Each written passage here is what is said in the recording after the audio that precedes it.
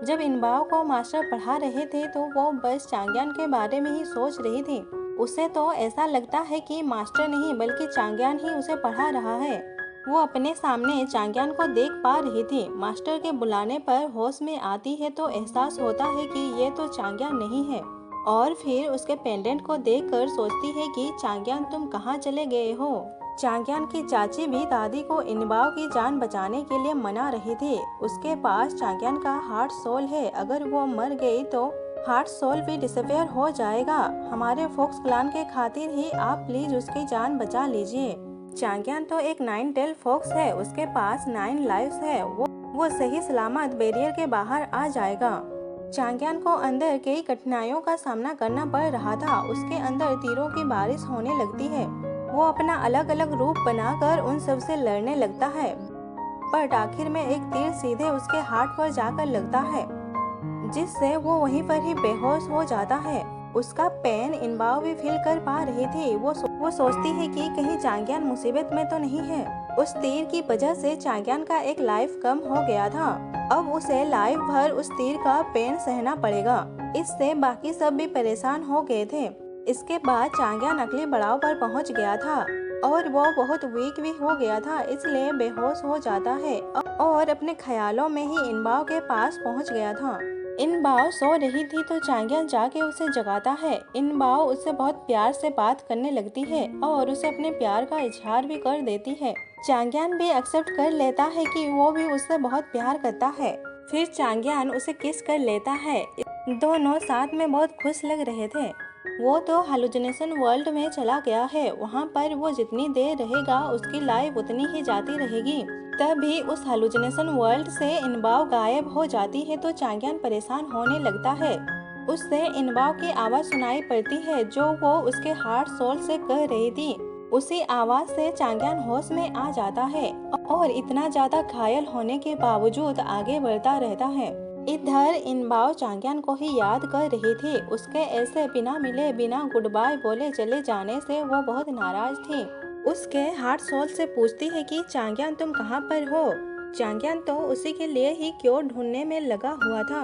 आखिरकार इतनी मुश्किलों के बाद उसे वो सूहो लीफ दिख जाता है। ग्रैंडमा बताती है कि ये लीफ बहुत ही ज्यादा खतरनाक है। 1000 तीरों का बार तो सहा जा सकता है, मगर ये तो उससे भी ज्यादा खतरनाक है। इसके अंदर कई सोल्स कैद हैं जो लोगों के खून चूसते हैं। चांग्यान खुश होकर उस लीप को पकड़ने जाता है, बट वो लीप उसके हाथ नहीं आता और डिसअपेयर हो जाता है। फिर बहुत सारे काले साए आकर उसे सब तरफ से घेर लेते हैं और उस पर हमला करने लगते हैं। इनबाओ को चांग्यान के तरफ से कोई रिस्पॉन्स नहीं मिलता है तो वो नाराज होकर पेंडेंट को पानी में फेंक देती है, पर वो उसे छोड़कर नहीं जा पाती और फिर से वापस आकर पानी में कूद जाती है पेंडेंट को ढूंढने के लिए। चांग्यान भी काले साए के बाहर से पानी के अंदर गिर जाता है और घायल होने की वजह से पानी के अंदर ही मरने लगता है। बाहर ग्रांडमा को सब कहने लगते हैं कि ग्रांडमा कुछ कीजिए, अगर चांग्यान अंदर ही मर गया तो फिर कभी बाहर नहीं आ पाएगा। ग्रांडमा नाराज होकर कहती है कि अगर वो अंदर ही मर गया तो मैं उसके लिए एक आंसू भी नहीं बहाऊंगी। इनबाओ को पानी के अंदर अपना पेंडेंट मिल गया था तो वो उसे लेकर बाहर आ जाती है और बहुत खुश होने लगती है कि इससे चांग्यान भी होश में आ जाता है और उस लिप को पकड़ लेता है।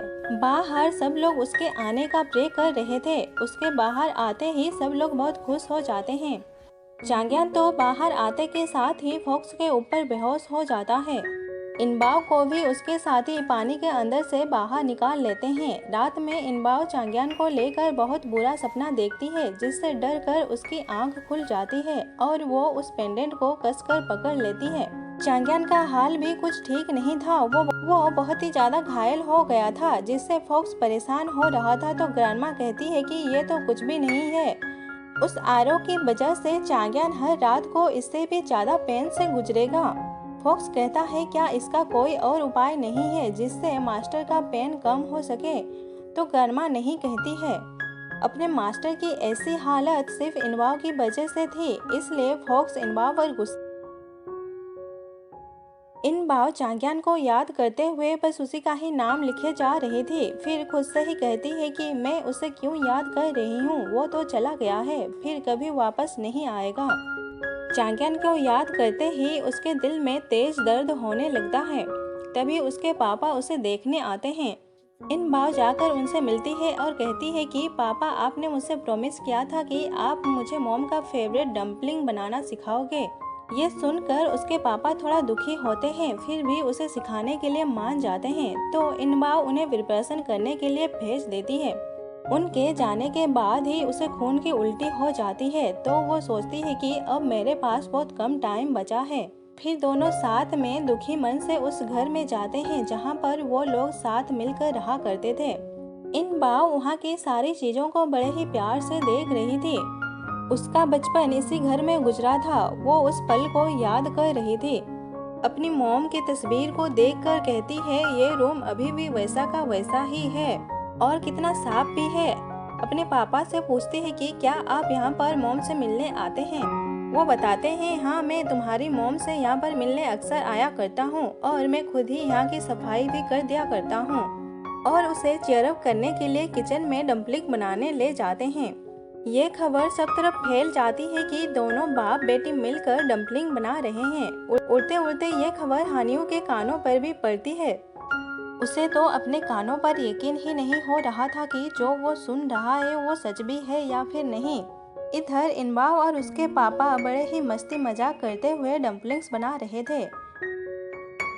खूब सारा डम्पलिंग्स बनाकर उसे कुक करने के लिए ले जाते हैं। सब लोग उन्हें छिप छिप कर देख रहे थे, तो इनबाव उन्हें डांट कर भगा देती है। इसी के साथ ही हमारा ये एपिसोड यहीं पर एंड होता है। Thanks for watching, stay connected, bye bye.